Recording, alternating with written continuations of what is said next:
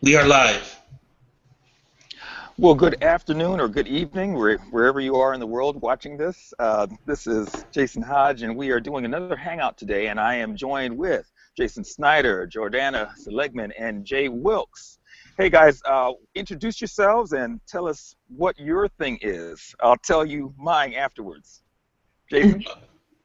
Okay, I guess I'll go first. My name is Jason Snyder, Create Flow Consulting. I basically can maximize your profits and help you build your own economy. Okay, Jordana. Hi there, Jordana Seligman, Success Machine. My purpose in business and in life is to activate and ignite your inner success machine so you can acquire the life of your dreams. Okay, Jay. Hey, Jay Wilkes here, Freedom Lifestyle Creator, helping people create their own lifestyles and basically breaking through the chains of the natural way that we've been taught, all these ways to work hard and get nothing for it, just helping you kind of turn your life around. All right. And my name is Jason Hodge, and I work with nonprofit organizations, large and small, and my focus this year is to work with 200 organizations to show them how to create multiple revenue streams to keep their doors open. The stats show that there are 1.2 million organizations, nonprofits in this country, United States, and of those, 7% are in danger of closing every year, and that's roughly 72,000 every year, or 200 per day. So my initiative is to stop at least one of those days and to create an organization that does the same thing, stopping 200 organizations from closing every day. So by the time we're finished, we can stop a whole year of organizations while at the same time educating them on how to create their revenue streams so they can do more of what it is they have been committed to doing, what they started their organization to do, you know, on a daily basis without having to compromise the service that they offer their client base. All right, so with that, we are in the Hangout. Beautiful. So, Jordana brought up a good topic today about family. Yes. You want to expand on that? Well, I was really inspired by Jason Hodge's, what would you call it, article story about his sons. And it was very emotional and sentimental, and coming from a father, it just reminded me that fathers aren't always comfortable expressing themselves that way, and you did it so deeply and beautifully and publicly that it left me wondering, wow, it doesn't happen enough in our society and in the world.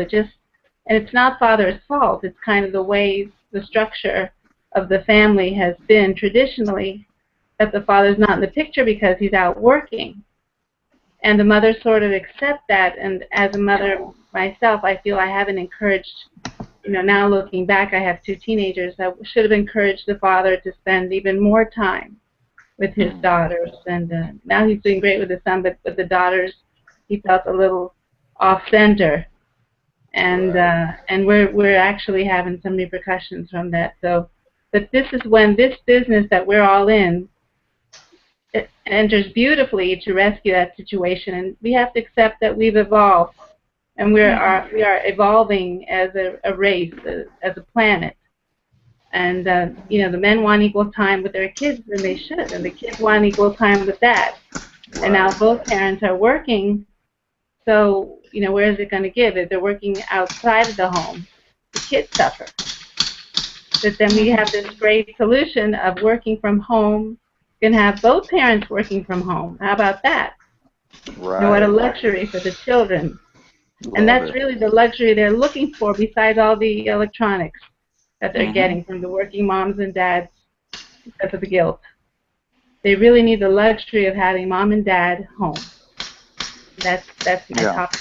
And you know what, Jordana, it's kind of interesting that you say that because the whole thing with how we deal with our kids is, because I've got three boys, my wife and I, we homeschool, we raise our kids, and we get them very little toys, but what they lack in toys, we make up for in the time that they spend with us, and they don't miss the toys, they don't know what the latest, greatest, whatever is, and thank God. yeah, and they don't do the TV.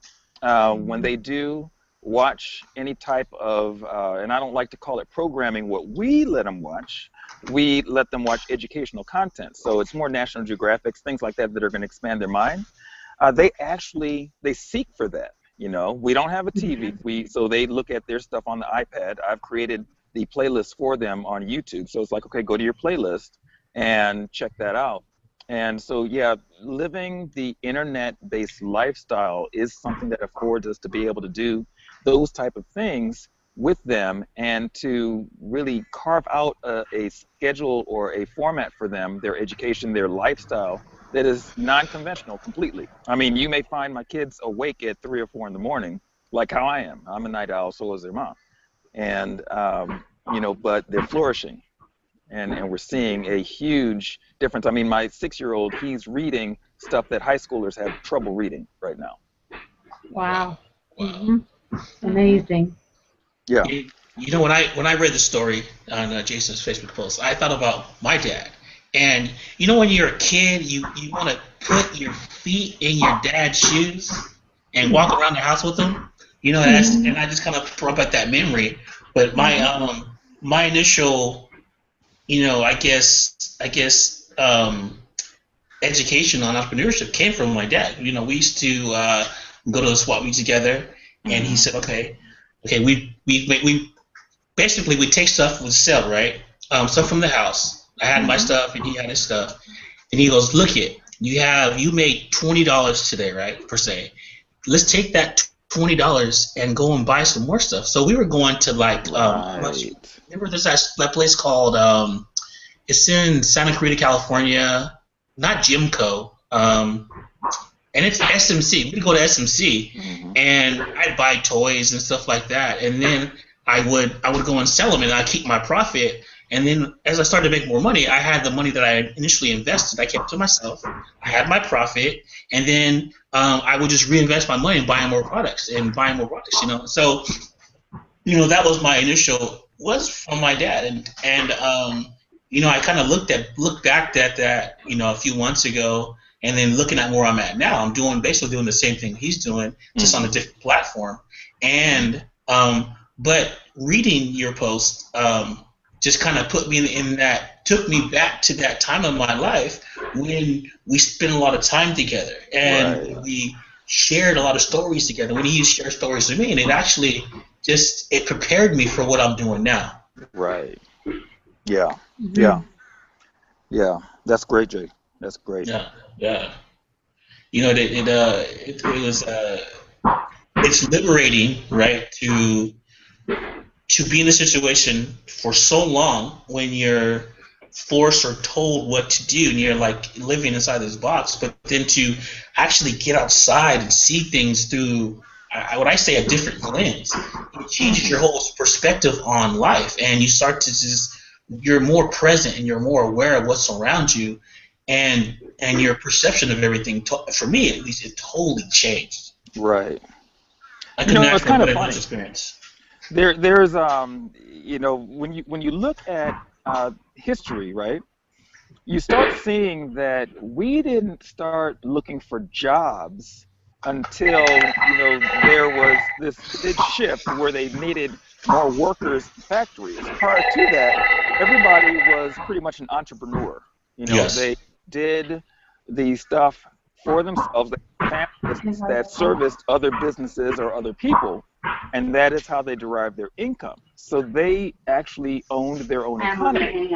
And then we moved from that model into being just cogs inside of the factory machine, you know, and then being relegated to the caps or the ceilings that industry placed on us, like you can only make this amount of money. You can't scale inside of a 9-to-5. You know, and so I'm thinking, I said, you know, now I think that there is merit in working a 9-to-5, working with the right mindset. And that mindset, I was talking to one of my best friends today, and I said, you know, the thing is that our kids are going to know how to run their own industries, how to own their own economy, right? I mean, like right now, we're structuring it so that our kids understand the business, and not just what we do inside of Empower or one of our other businesses, but how just business, the principles around it work. That way they can create their own, they can scale the ones that we have, but they understand it from a very fundamental standpoint And also on top of that, it works for what we do as homeschooling parents. You know, I mean, there's math in that, there's science, there's psychology, all of those things that you cannot get in the traditional classroom, right? Yes. We were talking to their godmother just a few days ago, and she says, you know, that ratio, the type of attention that you're able to give them is something that, yeah, we're not able to do that in the traditional classroom situation because there's too many students to the one teacher.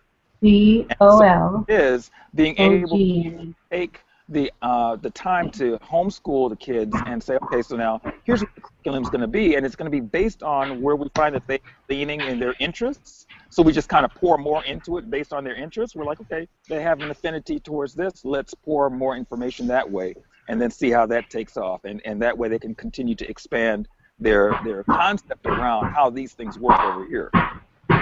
Yeah, so there's a lot to be said about this. A lot to be said. Oh, definitely, definitely. You know, there really is, and you know, you talk about that shift, right? We went from that, and I was thinking about that. We went from the industrial age when we did need people in factories. Well, now we're in the information age, and or you know, where technology is a little bit different, and I think a lot of people are having a hard time looking at things differently because they're so used to things being the way that they were. Well, they're not going back. They're going to stay where they're at. It's just going to continue to evolve from there. And as I just kind of emptied my brain out on paper, and then I had like this wall, this big map, and it said, okay, look, I kind of mapped out my business and how it worked, and I was like, okay, well, it's a machine, it's a technological machine where, okay, you look at something. Okay, this isn't working right. Let me go in and tweak this and change it, just as if it was an actual physical machine, right? That had a cog in it. Well, I want to get rid of that cog, and I just think of the Jetsons and cogs.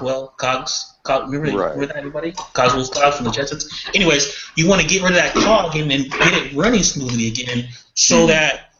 And if you see it there, you just go back and fix it. And it doesn't take a lot of time to do this if you prepare everything. And you can just go and place something else in there and let that work, and then move on from there. Exactly. And I was totally amazed by how I just put it out there, and how this vision just expanded out there, and how all this works. And just how really, once you get it set up, how easy it is. And really, you don't have to spend a lot of time towards it. You got to spend a lot of time setting it up so it works for you. But once you get it set up and it's working correctly, you're just going in and optimizing all the time. And it's not more like a game. Like you're playing percentages now, and you're trying to tweak and increase these percentages all the time. And it's more of a challenge to myself, against myself, and a game to myself. It's like me when I was 14 playing Mario Brothers, trying to get the high score. Well, I'm doing that just at a different level now. Right. Yeah, it is literally a game. It literally is a game, and you can have a lot of fun with it. The friend I was talking to today, we were talking about just the dynamics of how do you take your 9-to-5 and turn it into a massive, deep-rooted educational process, right? And I believe that, like I said, there's a lot of merit in the 9-to-5 if you have the right mindset while you're working it. And so I was giving him some tweaks on, okay, say that you're working at, I don't know, a fast food restaurant, right? Well, inside of the fast food restaurant, there is an education that you cannot get by paying money at the university to get, right? Because what you're seeing is a series of systems that are in place in order to make that fast food restaurant turn a profit. You know, say that you were to work at a department store or whatever, right? And so then you're seeing, okay, so how do they operate with loss leaders? You know, how do they, bring somebody in with a very low price item in order to end up turning a profit overall of $30 million just from a single sale on a weekend? You know, and those types of things, start seeing the dynamics. And so I say for that, use your 9-to-5 as your classroom. If you're in the 9-to-5, use it as your classroom, and then take those principles that you learn and apply them to a digital-based business. Yes. And we had this. I think we had the same conversation before, where I looked at what I did, and And what I always challenged myself doing when I was in my traditional job was, Mm-hmm. how do I make it better? There's always systems going, but how can I make it better? And Right.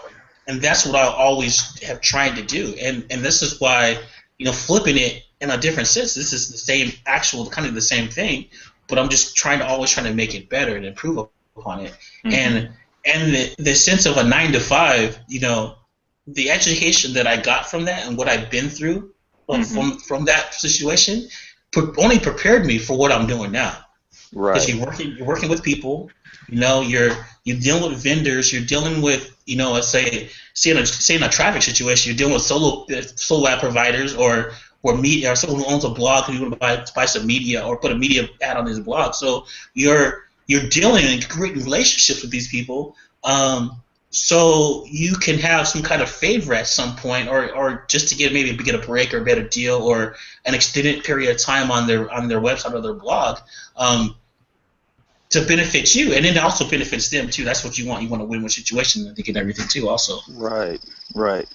I wanted to kind of wrap it around to Jordana's topic, which is that, you know, having that relationship, being able as parents, mothers, fathers, whatever, to be able to spend time because we are leveraging the tools online, we're leveraging the training that's out there, the training that we have in the platform that we utilize. And, why is that so important? So let's kind of dive into that real quick and talk about the importance of it, because I know that there are folks who are watching this Hangout right now who are in a situation, and I get this question constantly, like, okay, well, how do I go from what it is that I do to survive in order, to transition that into something that I can do to thrive? Of course, that's my deduction of what they're asking. They don't say survive to thrive, that's my words. But but the idea is the same thing. How do we go from survival to thriving in a thing that is, if not less stressful, that it has a higher return on investment. And quite frankly, once you set up your systems, it is a lot less stressful. It's stressful at all. I don't even know if stress could, play a role in that, having that name there. So Jordana, let's talk about that, and the rest of you guys. Well, I was thinking that, first of all, how lucky those of us who have children, or your future children or grandchildren, that we're setting up a blueprint for them. Right. It's going to be a little different probably by the time those kids are ready for their businesses, but that's my goal, is to set up a blueprint that my kids can do something with. Mm-hmm. And I mean, I have a business that I work from home, but this is really the cutting edge of internet working now, Mm-hmm. the internet. So I'm happy to be able to present them and leave them that, because I was at a seminar with T. Harv Eker's system, Mm-hmm. and the moderator asked, there will come a day when your kids or grandkids are either going to ask you, how come you didn't take advantage of the computer age, or how was it that you took advantage of the computer age? Mm-hmm. The difference Mm-hmm. is up to you. Which question are they going to ask you? Right. Right. Well, let's do some takeaways here. You talked about blueprinting, which I think is so important, because with the blueprint, it's something that you create once that you can continually go back to. You can tweak it if you need to, but the foundation is there for a person to start and run their own business, their own opportunity. And so in that, when people are looking for freedom from their 9 to 5s, or freedom just to be able to own their own schedules, to be able to create the income that they want to create, based on scaling a successful model, that does take a system. It takes a blueprint. It takes having something in place so that at least that thought work is out of the way, and now all you have to do is do more of what's working. So let's talk about the whole thing of what you do when you're in a 9 to 5, and let's make it really hard. Okay, you're in a 9 to 5, right? And you're going to school, and you're raising kids. How do you isolate that, those little small pieces of time, how do you isolate that in order to make sure during those small portions that you're able to start generating income that you can now start scaling? got to have a system that you're plugging folks into. Definitely. I kind of think too. You have to be, the person has to be focused upon, IPAs, internet. I'm sorry. Income producing activities. activities. So that you kind of have to go from the grind just into that, and that's what the great thing about plugging into a system and doing that. And then while the system is kind of working for you, well, you have to tweak the system so it works for yourself at the same time too. So so you plug into the system, but then on the back end you create your own system because I think you want to be the face of your business, and whatever your knowledge is, or your topic is, or whatever you can talk about or bring to the market, I think you want to kind of let that flourish while you're learning and tweaking and creating your own system. Right. I think so that's the earn while you learn model. That's great. Yes. Okay. Yes. Go ahead, Jordana. The help of the mentor is really crucial and critical at this point because they can help keep you focused. And sticking to the core values of the company, the systems, they'll tell you what those income-producing activities are and in which order they should be done. So sticking close to the mentor, and because it's easy to get off track while you're learning. Right. Yeah. You got anything?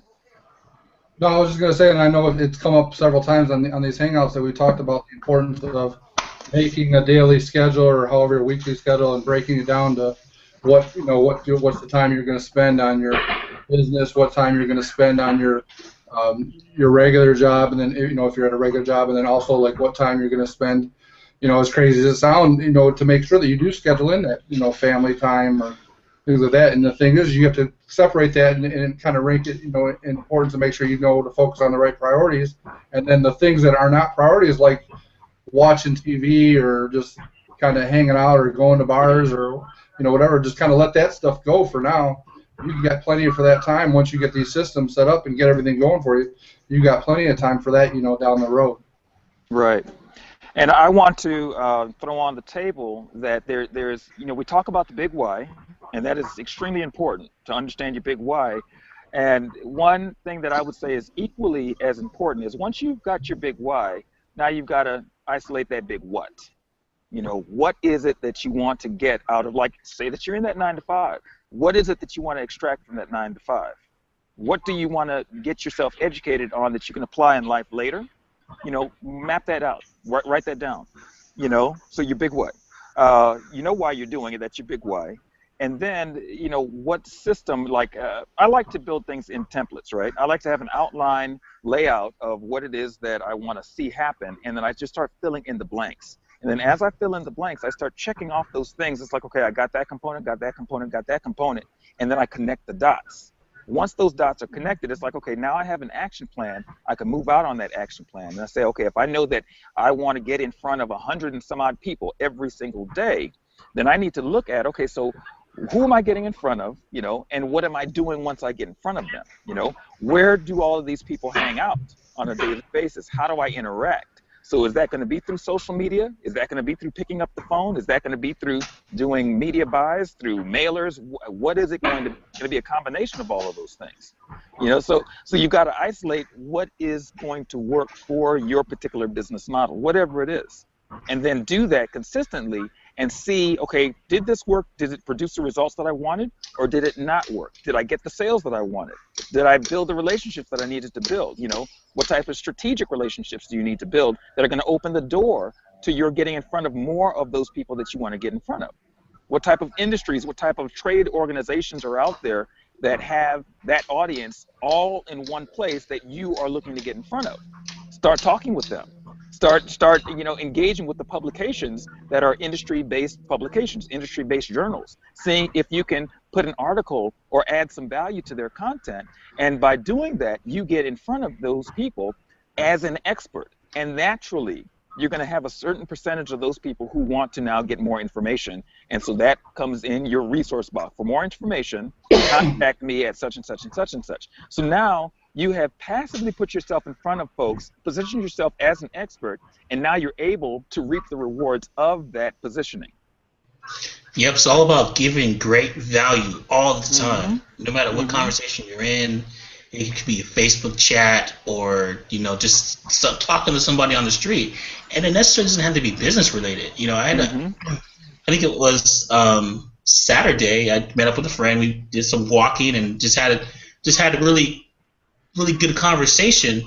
But I think it's the value that I added to the conversation made her kind of got her thinking about a couple things, and I try to do that all the time as much as possible, just to bring value, of course, to my life. But then if I can help bring value to someone else's life, that's great too. Right, right. I've got a question for you, viewer. What is your success worth to you? Sometimes if we go into something we don't really have a hard price tag on it, then when we start seeing what it costs to actually drive our success, we start looking at it as an expense as opposed to an investment. If you know that to go through law school, it's going to take you $120,000, or through medical school, $200,000 or whatever, right, and school loans and this, that, and the other, then you know that anything less than that, you're getting a really good bargain. So if you say, okay, well, let me see, I want to know how to grow my business in various ways, right? And what is the training for that going to cost? I'd say cost it out, or put in your mind a number of what you're willing to spend on that. And everything that you spend or that you invest towards that end goal objective, you say, okay, anything under that is gravy. And anything over that, so long as it produces the results, the return on investment that I'm looking for, then it's a plus. I'm still to the good because I've made my money back and then some. That's a great point, and also a great question too. And I think it kind of goes back to why too. Because why do you want to be a lawyer? Why do you want to be a doctor? Right. Why do you want to be a singer? And you it has to kind of resonate within you so much that you have so much of a desire to get there, then that nothing's going to stop you from getting there. Right. And it takes a while to build that up. My mentor in my first network marketing company said, "Your why must make you cry," and and he referenced his son and being there for his son, and it never really resonated to me until I read the book Start With Why.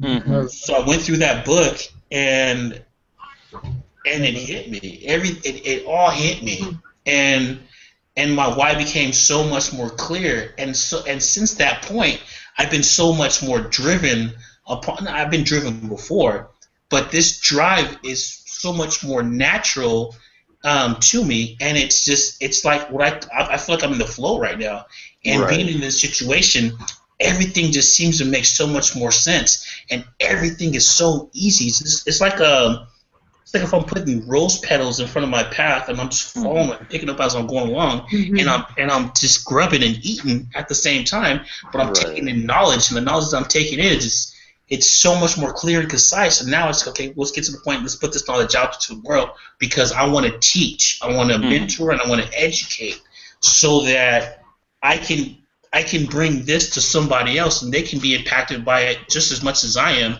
and show them a different path. Yeah. Now, do you realize that we're in an age right now where folks are looking for that real connection? They're looking for people who are willing to be transparent, honest about what's going on, and that is what people are gravitating towards. And if we were to look at that from the standpoint of everything that we do, everything that we put out there, starting with that transparency and that honesty, we would start attracting those folks who are looking for that, right? Like, for example, okay, now I've, and as probably everybody on this Hangout has seen, the shift that I've made just inside of my Facebook posts, right? I'm speaking more about the things that mean something to me, right? It's not, okay, let me show you 10 ways to build your business. Okay, yeah, people know I can do that already. But, do they know me, though? Yeah. And, the adage is that they do business with people that they know, like, and trust. Well, if I'm always putting in front of you, the top 10 ways to leverage your market, the top 10 ways to, increase your ROI, the top 10 ways of blah, blah, blah, blah, blah, then all they know is like, okay, so, he just spits out top 10 ways, but I don't even know this guy. I don't even know if I can trust him. He may not even know what he's talking about. But then when I speak of the things of my heart, then that has a totally different engagement.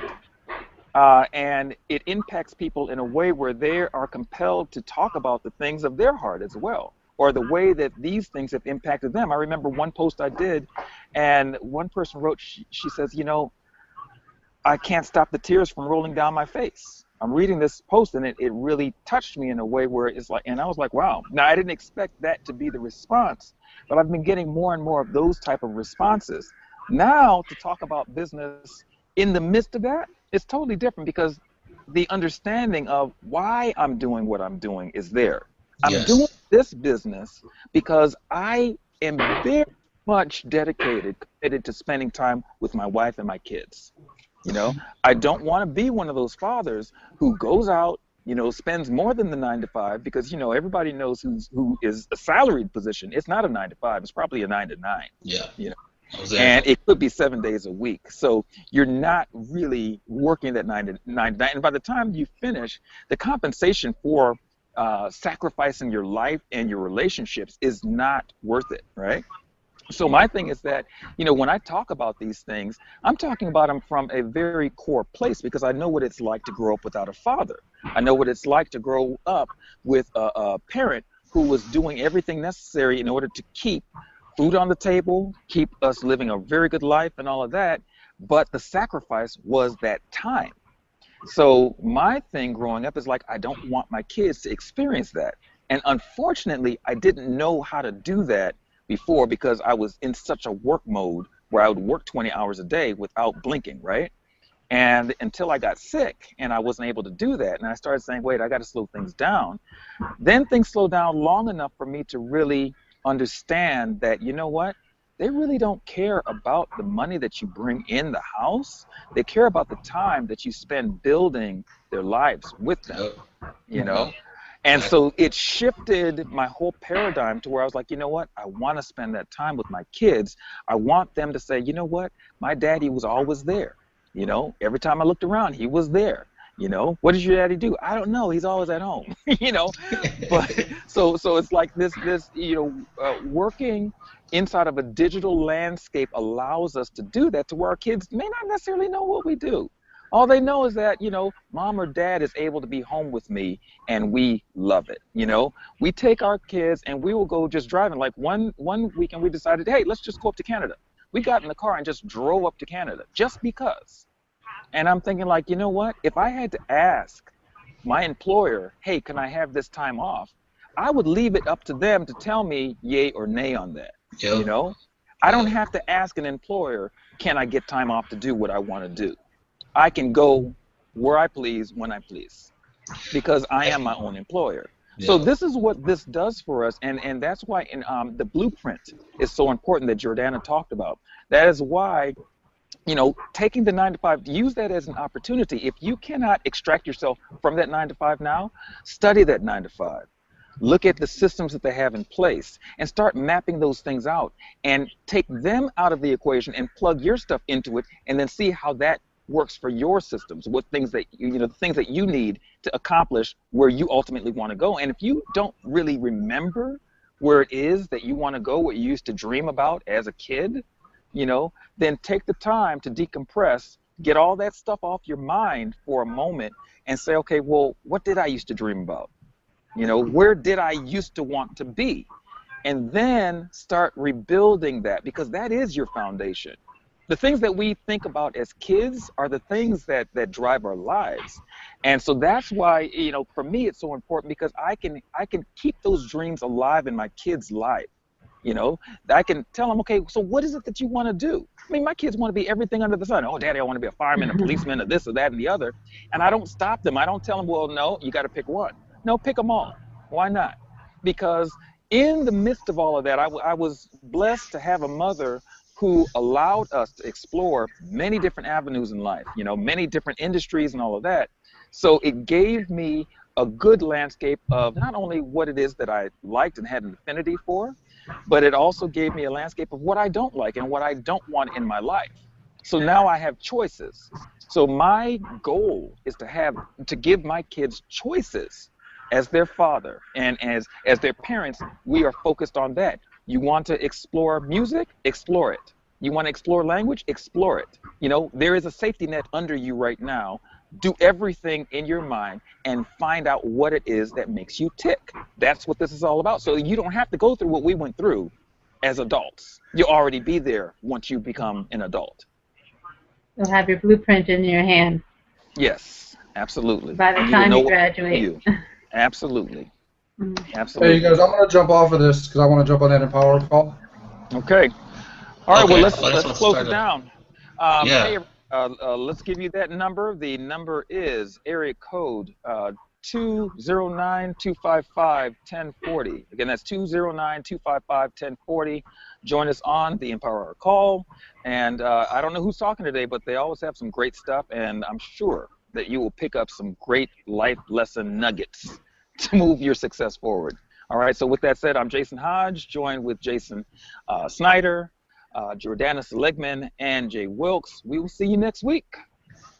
Bye, y'all. Bye-bye. Bye.